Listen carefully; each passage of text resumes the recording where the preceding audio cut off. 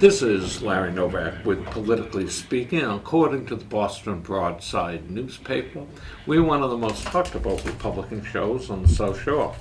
I thought we'd talk today and have some open lines about the mayor's race in the city of Brockton.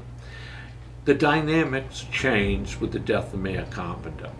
We now have the biggest field that I can ever remember in my lifetime running for mayor.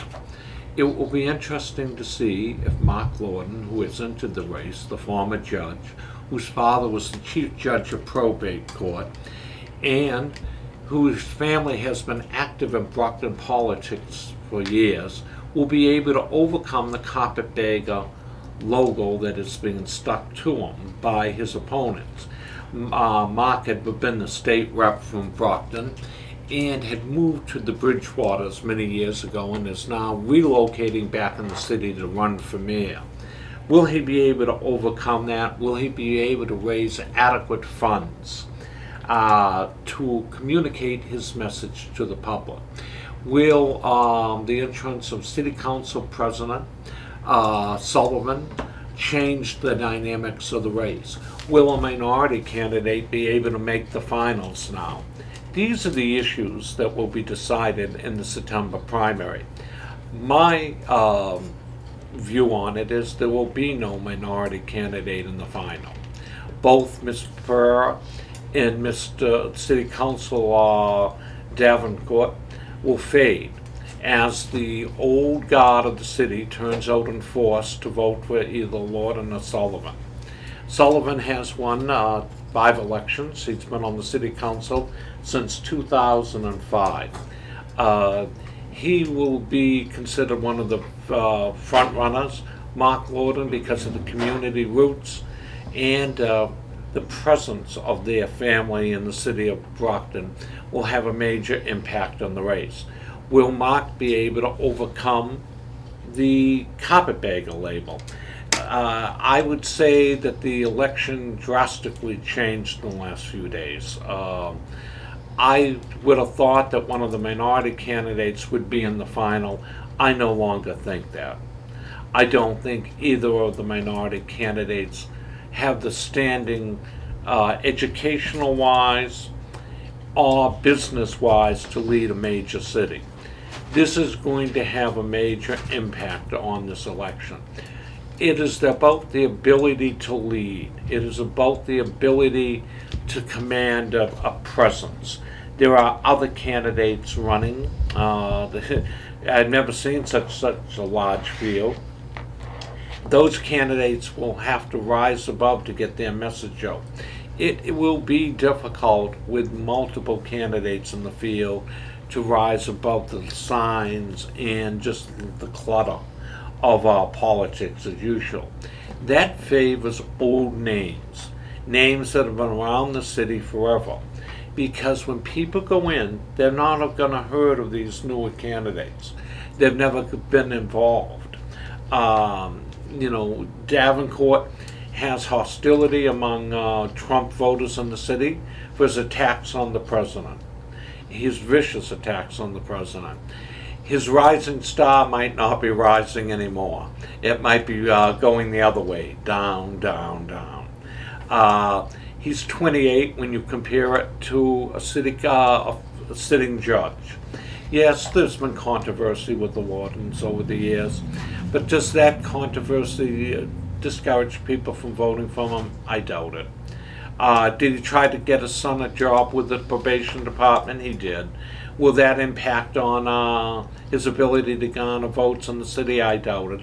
He is tied to the old Creedon machine, which was unbeatable in the city for years. Those ties will come into play. They will be able to turn out an older Democratic vote that doesn't really participate that much right now. They will further say to people, who are these young people running? Does a 26-year-old kid have the ability to lead a major multi-million-dollar corporation? And that's what the city is, to solve the problem. Someone who never grew up in this country that led the thing. I think he fades as time goes on. and fades quickly. I would say that he will come in maybe fourth. It's his youth and inexperience. His education isn't stellar.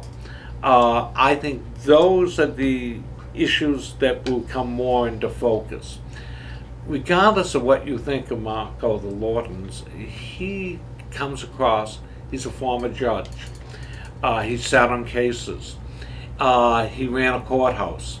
That's going to impact. He ran employees, and a lot of employees in the court system. That's going to have an impact on how people vote when you go in. Sullivan, I think, will be the main contender in this race. He's the former president of the city council numerous times. He has been involved in the city for a number of years. He comes from a big Irish family in the city, and they will work to see if he gets elected. I would say that even though the city's demographics have changed, that those two will emerge as the two nominees. The interesting thing is, I don't think you can the Haitians don't vote as a bloc, and the older black residents don't like the newcomers that are moving into the city. They will vote for either Sullivan or Lawton. So there's division in the minority community. There is a clear division, and I can't see either of the minority candidates having the ability to raise adequate funds to communicate a message. Their money will dry up as time goes on, and they're not perceived as winners. I think the death of Mayor Carpenter changed all the dynamics. I know that the Facebook postings have been anti-Lawton, but I don't think that's relevant. I think the fact that they keep mentioning him it shows that they're afraid that he will rise to the top. He is a conservative Democrat versus two progressive Democrats. The people attacking him are liberals. And they will not probably... Brockton has always been, in my lifetime, and maybe it's changing, a very conservative city. It doesn't vote for liberals. It never has. I think if both minority candidates, I remember Jazz Stewart sitting in one of my living rooms of my house and saying to me he was going to win the mayorship. I said, I don't think so. And I gave him the reasons why. Well, he didn't win the mayorship. He didn't do very well. He was the first minority candidate. He did go on to get elected to council at large. They've been able to break that barrier. But they did not do well when you put a qualified older white person against them. I still think that dynamic is in play in the city. I think there is... I think there will be a huge turnout. There are 18 at-large councilors, and you know what? It's whoever gets a vote out. None of those names are known at large. You don't recognize any of them. And with Sullivan gone, it opens 2 seats at large up, and you don't know who will win. You have some crazy liberals running. Ann Beauregard, who's as left of Attila the Hun, who they used to say is right, but she's an extreme left-winger. You have Susan Acosta, extreme left-winger from Ward 4. People that days should be numbered. The fact that it is a record amount of candidates running indicates there was a great deal of interest in this election. Mark Lawton did say when he announced that he is against having the city as an open city. He is against sanctuary city. It will never happen under his watch. He will veto it. He is for term limits for all elected officials. I think that's a good thing, maybe, in Brockton. Some of the same old families have ruled there for too long, and look at it. That is the argument that will be used against Mark. Look at the city. Look at what the Democrats have done to the city. They've run it into the ground. So, I mean, those are the issues against them. It will be, there's only 6 weeks to the preliminary. I think it's either the second Tuesday of September. I think that's when it is. It's the second Tuesday of September. Then you're going to the 2 finalists will be determined. I think it will be a huge waiting in line to get people out to vote. I think that you'll see the elderly turn out in mass numbers, like we've not seen in years. Brockton's at a crossroads, and I do think that if either Mr. Pereira makes the final or Mr. Davenport did, that they would then have a shot. It's a stunning thing. But I would think it will be Lorden and Sullivan. And I think that they are the front runners. I think that they are the ones to watch. I think Mark will raise probably a record amount of money in a very short period of time. And money, I hate to tell you, communicates message. Message in a crowded field, mailings, billboards, radio, and newspaper ads will have an impact. The person that's the most visible will win that election, because people will think the momentum's going that way. And people that have limited funds are going to be lost in the shuffle. And we will see change coming to Brockton. If it turns out the way I did, it will change the city's dynamics for years to come. The white flight will probably abate for a while. The housing stock will be rehabbed in a lot of areas, and people might come back into the city. I think you'll see drastic change.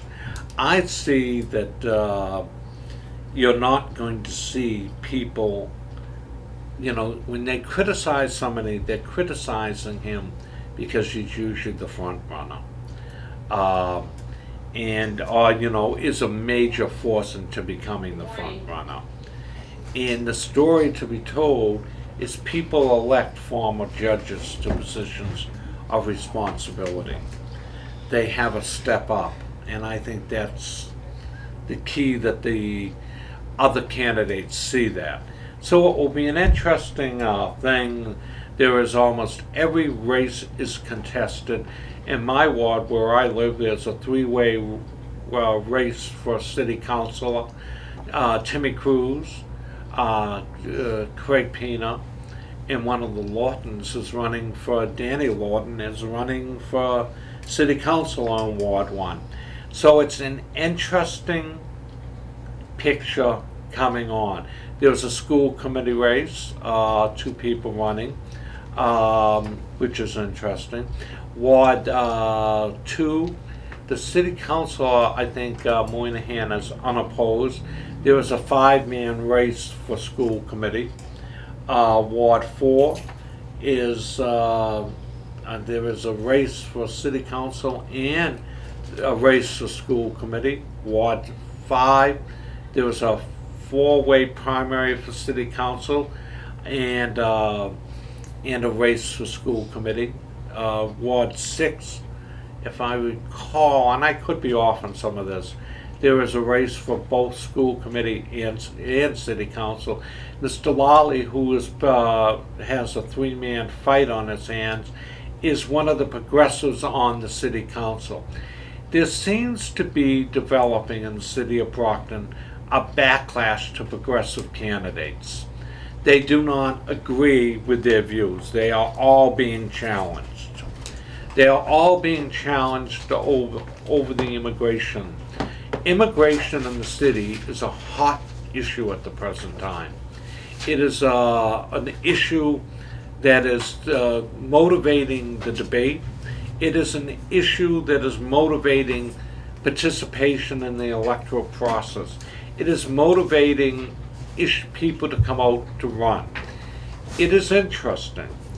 there was a pollster on, I think it was Fox I was listening to this morning, that said immigration is one of the top issues in Michigan, Wisconsin, and Ohio, and Minnesota.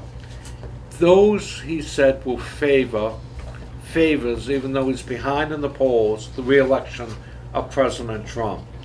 It was ranked by 30% as the top issue over health care, over economic issues, which is the first time that's happened. President Trump is driving the immigration issue. Immigration will probably be changed. Then you have the 4 women congressmen who are radical in their beliefs, that represent no constituency other than in very liberal districts in this country. Outside of their districts, they would be unelectable.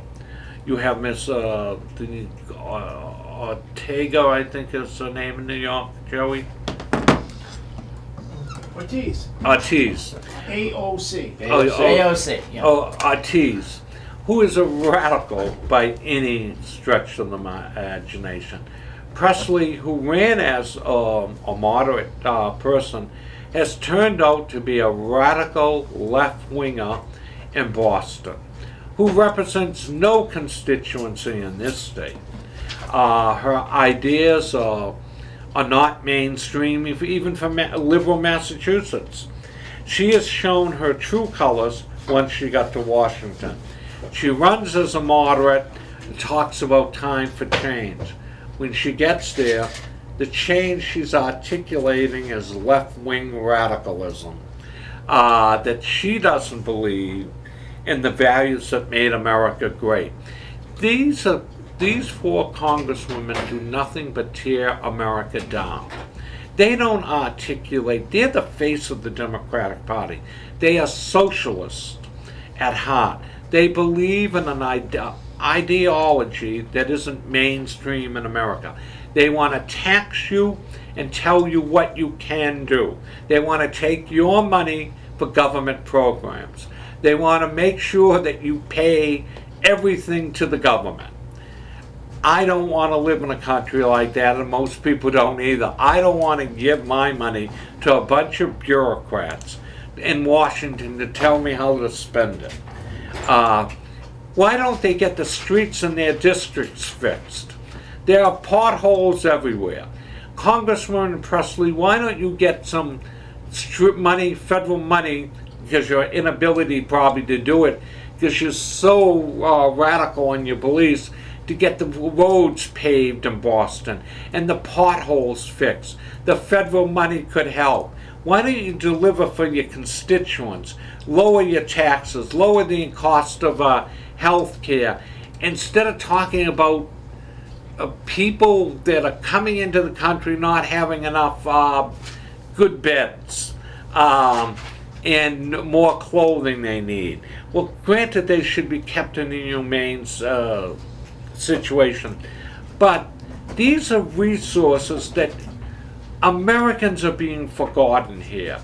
The immigrant is being put at a higher level by the Democratic Party than natural-born Americans. They no longer consider people that live and pay taxes here as being deserving of representation. They are here to articulate for people who were born outside the United States, never contributed to the social welfare programs, and never have actually done anything to help America. Those are the ones that the Democratic Party now favors. They do not favor mainstream native-born Americans. This is the party whose face has changed. This is the party of radicalism, of socialism, who wants to take your money away from you so that you have to give it to some illegal immigrant that we can house, feed, educate, and make America. Those aren't the American values that our forefathers fought. They wanted immigration, a sensible immigration policy. But you know what? I don't think the American public wants to pay for housing, feeding, educating a bunch of illegal immigrants who come here and take away from social programs that should be helping Americans. America first for once. Lower the cost on the average working person in America. Yes, people should be allowed to come to the country, but through the legal system. We don't change the rules. So somebody that played by the rules gets better preferential treatment than somebody that didn't. I think that they deserve better preferential treatment. People that don't play by the rules should be sent back to their countries. They should not be allowed to become a burden on the American taxpayer. What has happened to the Democratic Party? Radicals have taken it over. Progressives, socialists, people that will ruin the United States, that want to turn the United States into a new Venezuela, where the elite rule and have. Did you see the new proposal, Joey, that congressmen be given special tax breaks to afford a second residence, and that the government might buy apartment buildings to house them when they go to Congress? What proposal, what crazy Democrat thought that idea up? That's crazy. Right. Absolutely crazy. They're going to take over old buildings, renovate them so that congressmen have an apartment given to them. If they get the 16-year-old vote, they're trying. Presley's the one trying to get that through. They got to get all those young 16-year-olds to vote. Yeah, they want to try to get 16-year-olds to vote now. Well, that is absolutely ridiculous. Your ideas at 16 are different than your ideas at 21. Oh, it is 18. I mean, yeah, it is 18, but it was your ideas. The analogy I was making is your ideas change over time. Yep. Yeah. And of course, you grow over time and you become more rational. Nobody considers the cost of all this. Who's going to pay for this? Who's going to pay for all this illegal immigration? Who is going to pay to house these people? Who's going to pay to educate these illegal immigrants? Who's going to pay for their health insurance? Who's going to pay? The American taxpayer? That we owe trillions and trillions of dollars now? What do we just keep printing the money and add more to it? And so the money becomes worthless. What happened in the 20s could repeat itself. History repeats itself. Germany kept printing money and the country collapsed. Hitler took over and restored order. This is not a good idea.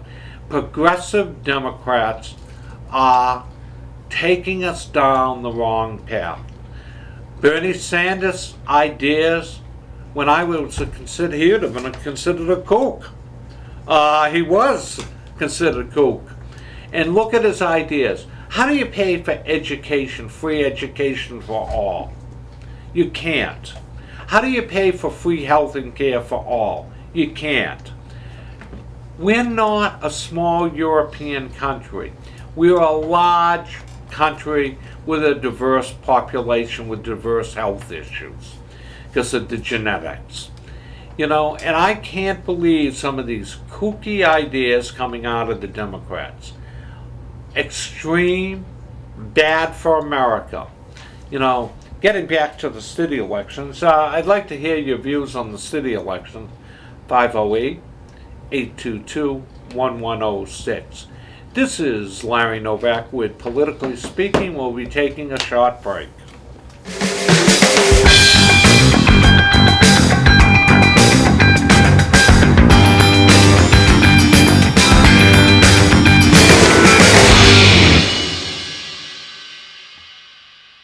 1. This is Larry Novak with Politically Speaking, one of the most talked about Republican shows on the South Shore.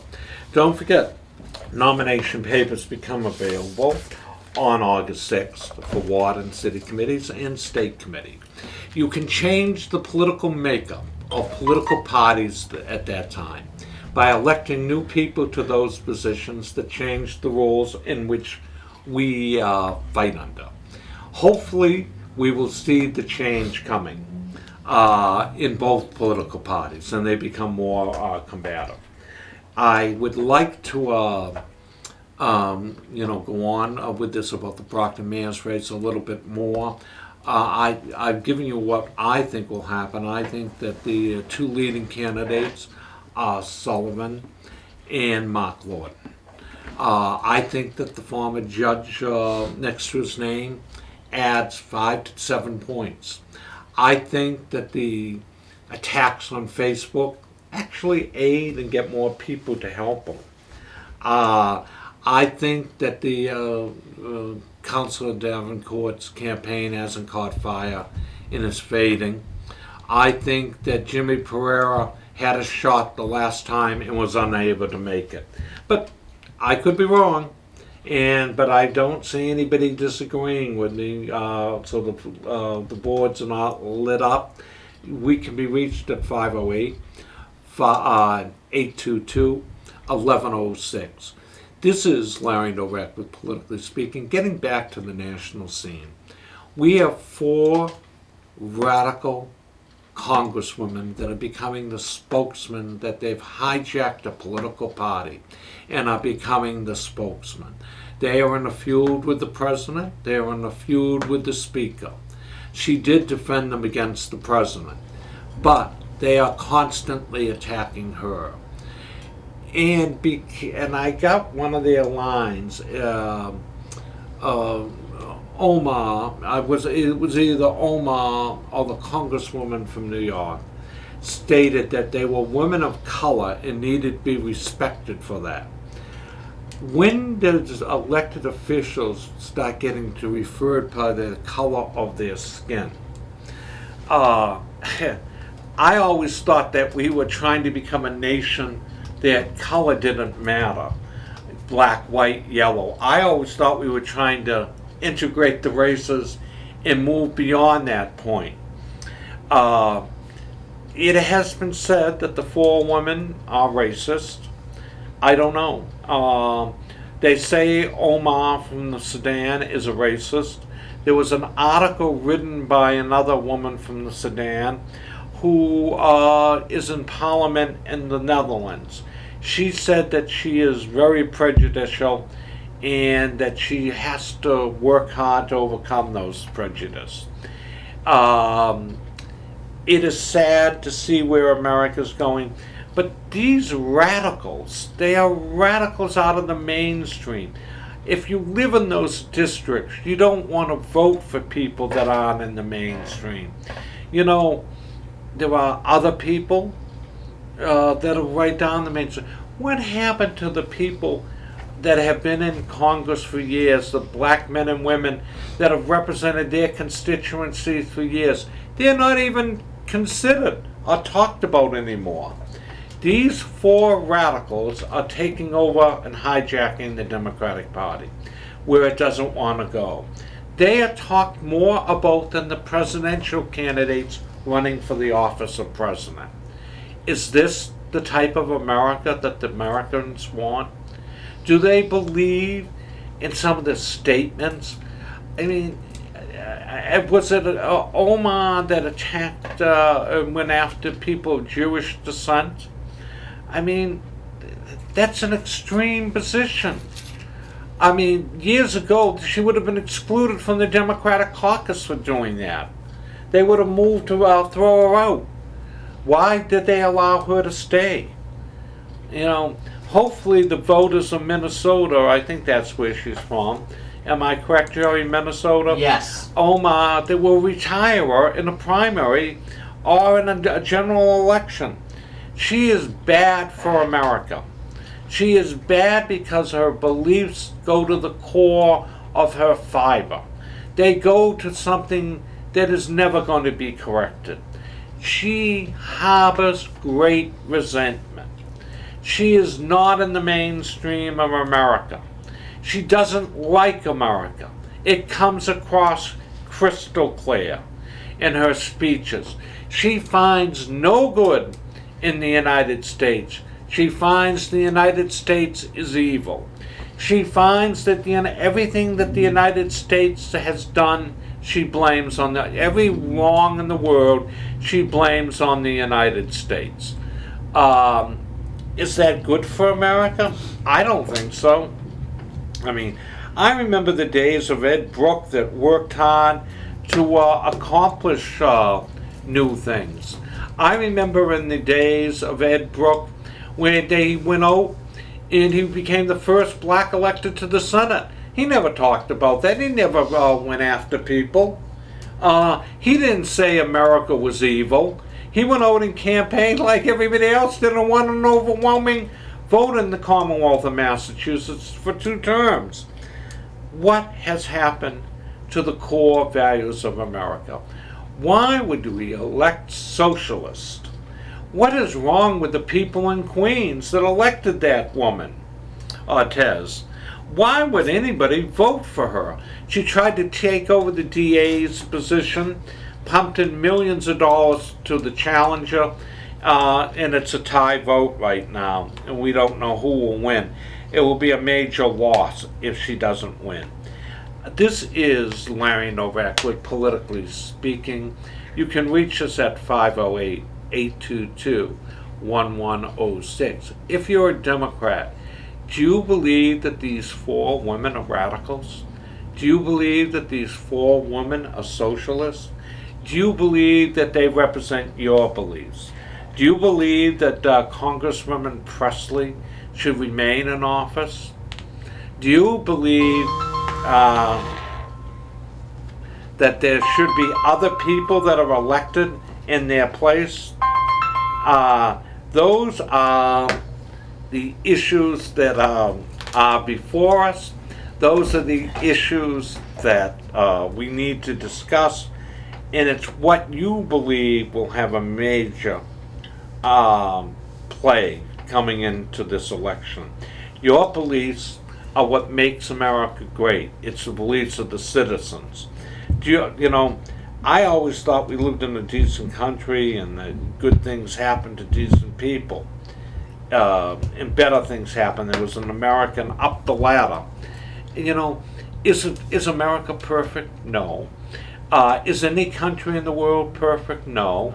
So, I mean, you do the best you can to achieve success. And hopefully you're going to be able to achieve it and you have to leave a better lifestyle for your children and that they advance economically for the next generation. This is Larry Novak with Politically Speaking, one of the most talked about Republican shows. We can be reached at 508-822-1106. What these issues have done in the city of Brockton is motivate people to run for political office. That's a good thing. This is for the first time record amount of candidates. I don't think they've ever had this many candidates run for office before. So that tells you that they're clinging, demanding change. They're looking for change to happen at both the local and national levels. They're looking for change. Will it be the radical socialism proposed by Congresswoman Presley from Boston, or will it be mainstream values proposed by other people? You know, people that do a lot of work in their district don't get a lot of notoriety. They're more concerned about the streets being paved, the garbage being picked up, and the Social Security checks arriving on time, and the veterans' benefits being paid out. That's what most congressmen do. They do constituents work, exemplary constituent work if they're smart. And now let's talk about, and going back to the man's race, the city of Brockton. Barney Frank didn't live in his congressional district when he first got elected. He lived on Beacon Hill. He moved into that district. Mark Lorden is moving back to a city he grew up in. John Kennedy never resided one night in the apartment he claimed as his residence when he was Congressman Kennedy from the 8th Congressional District. Did that deter his election? It did not. It is a white herring that those people are raising. It carries no significant value. Candidates should be judged in their life experience and what they've accomplished and what they've gone through. That's why Darrencourt was elected to the city council. He had a compelling personal story when he first got elected of what happened to him. Growing up, coming to America, becoming an American citizen, and then running for public office in a new country. But he reached very quickly and too fast without ever doing anything of significance once he achieved that office. He didn't do anything. I can't name one piece of legislation other than Sanctuary City that was warranted by in no constituency in the city of Brockton. It would affect federal aid to a poor community that would cut off money that the city desperately needs. Ill-conceived, harebrained ideas out in Looney Tune land. But that's the thing that his legacy will be associated with. Instead of sticking to bread and butter issues that would have furthered his political career, it went to his head, I would think, very quickly. He went down and heard the State of the Union speech, was invited by Senator Warren, came out of the speech and criticized the President of the United States. That did not set well with a lot of people in the city of Brockton. They still talk about it. So therefore, he should have laid back more and had some concrete development on our goals that he completed before he decided to run for higher political office. An opportunist at best. Not a good thing, not a good thing for the Brockton, and it's not a good thing for the Haitian community, or it wasn't a good thing for the minority community. He wanted to run on the minute he got elected for another office without ever accomplishing anything in the office that he holds. It sends the wrong signal. It sends a signal of ambition. It sends a signal of no intent to help mankind. He ran for one office. He should have done something with that office. He should have been more active in the community, promoting getting the streets paved, promoting getting the grass cut in the public place, getting the needles off the ground in downtown Brockton. Those are the areas that the city council should concentrate on. They should make change, but for betterment of society to Brockton, to attract more people to move in so the real estate values increase. Brockton, it should be a city on the move. Real estate values should be going up, not stagnant. Real estate values should rise. Services should become better.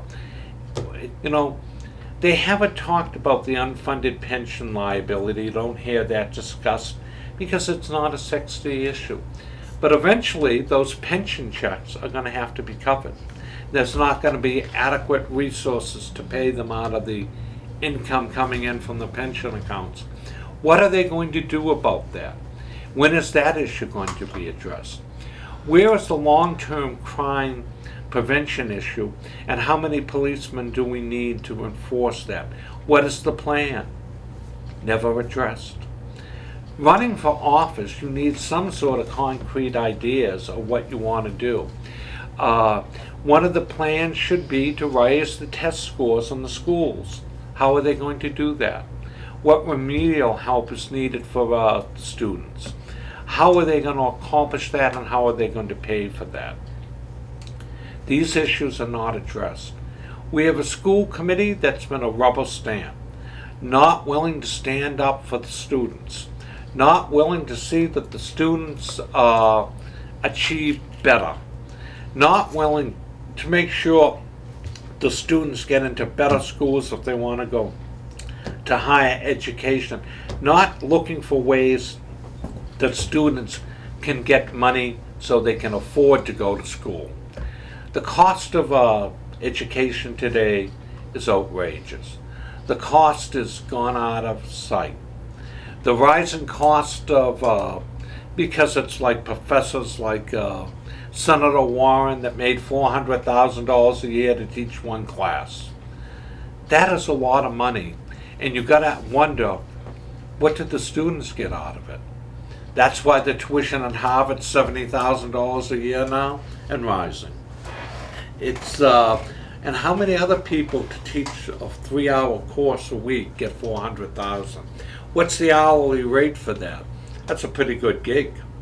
But Senator Warren was never held accountable. The mainstream media in Massachusetts tends to be very biased towards one political party, and that's liberal, progressive Democrats. They go after conservative Democrats as well as going after conservative Republicans. All Republicans, period. They have never forgiven the Republicans for owning most of the state when they came here. They have never forgiven the Republicans for not letting them in and demanding change when they demanded it. But I mean, it is change for the sake of change isn't good. Change to make society better is good. We need to look at the values that these candidates are articulating. What's their blueprint for change? What's their blueprint to make it better? What's their blueprint to do something? What are they going to do? Don't let them talk in generalities. Pin them down. How do you increase the education scores?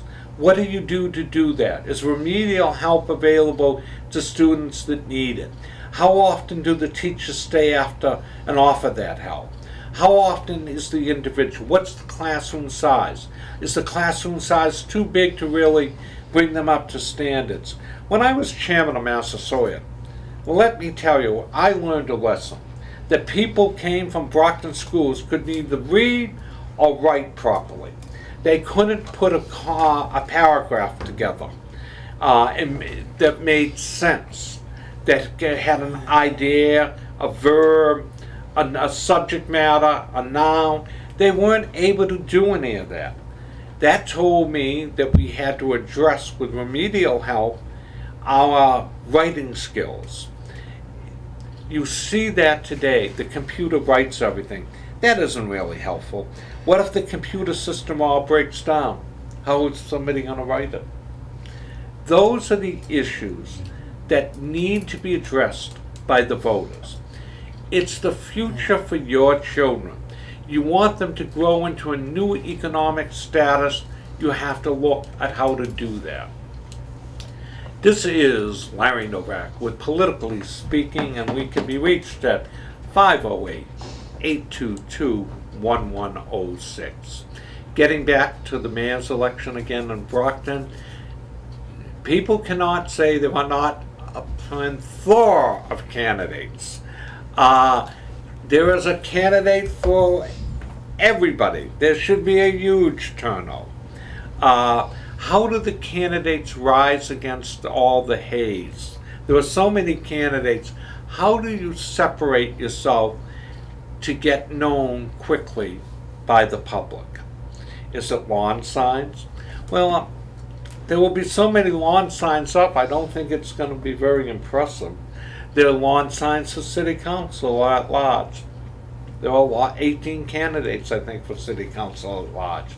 The largest amount of candidates ever.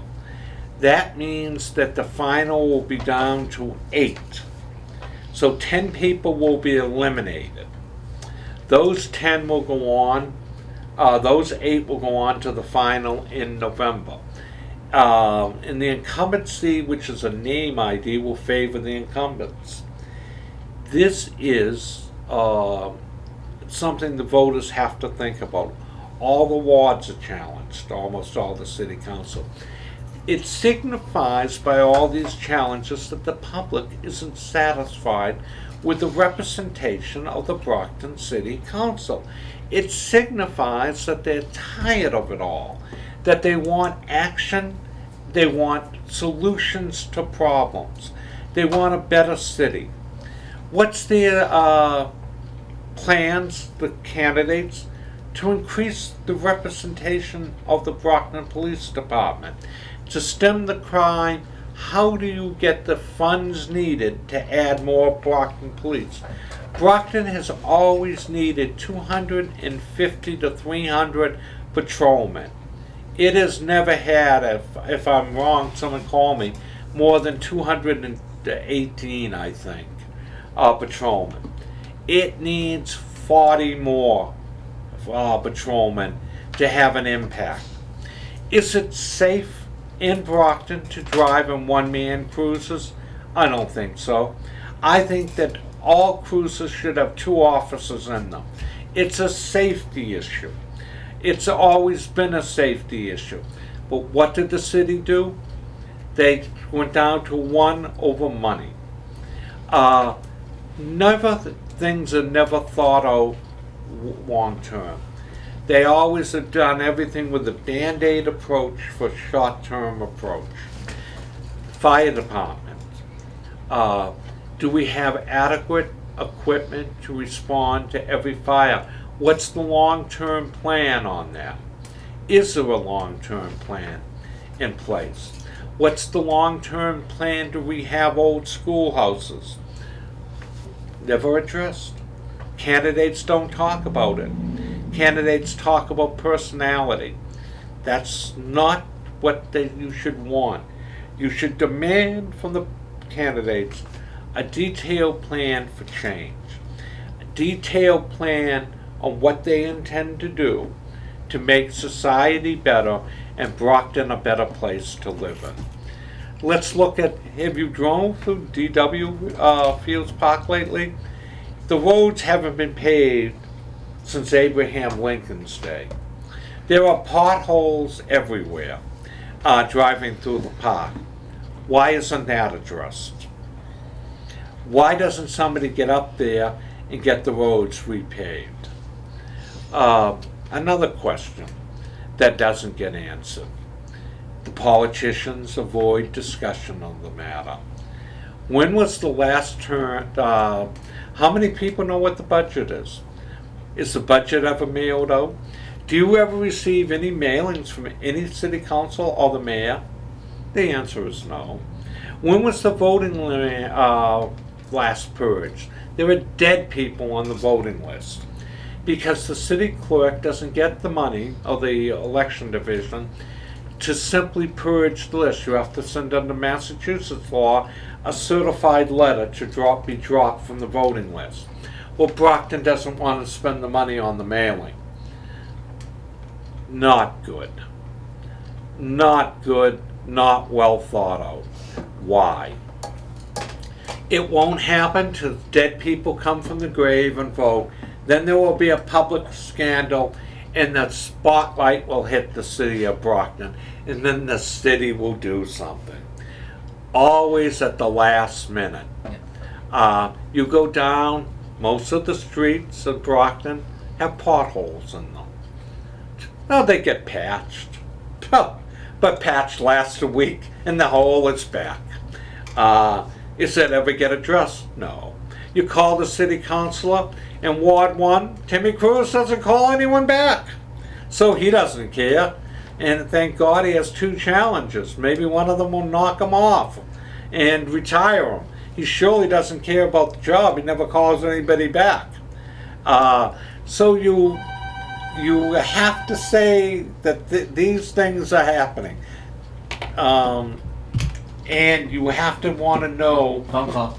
Yeah, I know. But you're on the air with Larry Novak. Hello, Mr. Novak, how are you? I'm good. Good, yeah, you want to know another thing? I did the math the other day. There's a pipe coming out of the ground over on Marion Street, a water pipe. Yep. I asked him why, back in 2012, why is water coming out of a pipe? Because if they shut it off, the pipe that feeds the people's houses will fill up with dirt, and then they get dirt out of that faucet. That's ridiculous. They should Now replace listen, I did the math. It comes out about a gallon a minute. 3,500,000 gallons of water since 2012. That's huge. And Brockton has such a water problem. You know, How much money is that? a lot of money. Ill-conceived. Nothing will be done to address the issue. It will simply be swept under the carpet again. You know it, and I know it. And they won't ever fix the problem. It's the same thing with everything that they do in the city. Right, I called my counselor when it was Dennis DiNapoli. That was back then. He's been out of council for so long I don't remember. And the pipe just keeps blowing the water. And they'll never fix it. As you just said, it's been going on since 2012. And you know what? Instead of putting new pipes in to fix the problem up there, they'll let the water leak. The Band-Aid method. It's everything they do in the city is Band-Aid. It's for 20 years we have failed to address the lack of policemen in the city. They're never going to address it. You know, they'll let it go on. I do appreciate your call, but You know what's worse? The rubbish program, because everywhere you look, there's mattresses, bureaus, refrigerators, everything dumped on the side streets, dumped in the woods. I know, it's an absolute public disgrace. This is Larry Novak with Politically Speaking. Thank you. And we are going to conclude this hour. It is, with the year in review by Joey Driscoll. We don't have time. It's Okay. noon, so we'll be back next week with it. I promise, but we don't have time to do it this week. We're over.